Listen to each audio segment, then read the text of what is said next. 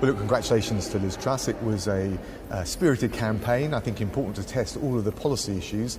But as Rishi has said throughout the campaign, and I certainly feel, I think the overwhelming caucus of Conservative MPs will feel, now is a time for unity. We need to get behind Liz Truss, the new Prime Minister, her new team, and make sure we focus on delivering for this country, in particular, the cost of living challenges that we all now face. You backed Rishi Sunak. How disappointed are you that he's not going to be the next Prime Minister? Well, look, the campaign's over now.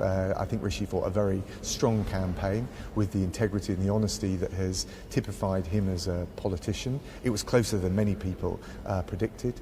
And we now move on. But the way these contests work is that once you've got that outcome, you need to turn, and we all need to turn our attention very swiftly to supporting the new Prime Minister and her new team in delivering for the British people. And particularly now with everything we've got going on, particularly with inflation and cost of living, the challenges that they present, I think that's what the public will expect, and I think that's what everyone, myself included, will do. Would you be willing to work for Liz Truss and her cabinet?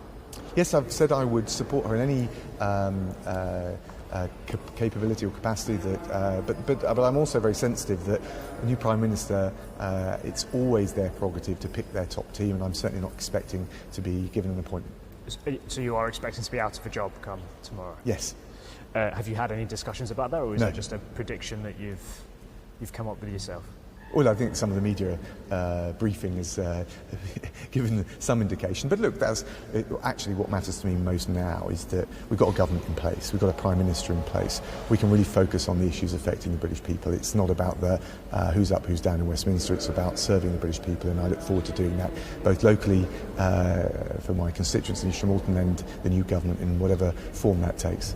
She proposed a very different economic plan to the one that was proposed by the candidate you supported, Rishi Sunak. We are expecting her to put out a plan for freezing energy bills, potentially cutting national insurance and corporation tax. Is that something you would be supportive of now? Well, look, I'm not going to start getting into votes on specific issues. What I would say is I want to support the new Prime Minister. We've had the debate, the argument, robustly, rigorously on the substance. It's been answered. The result now of the leadership contest is known, and I think it's incumbent on all of us to come together in that spirit of unity to serve the British people and to support this Prime Minister.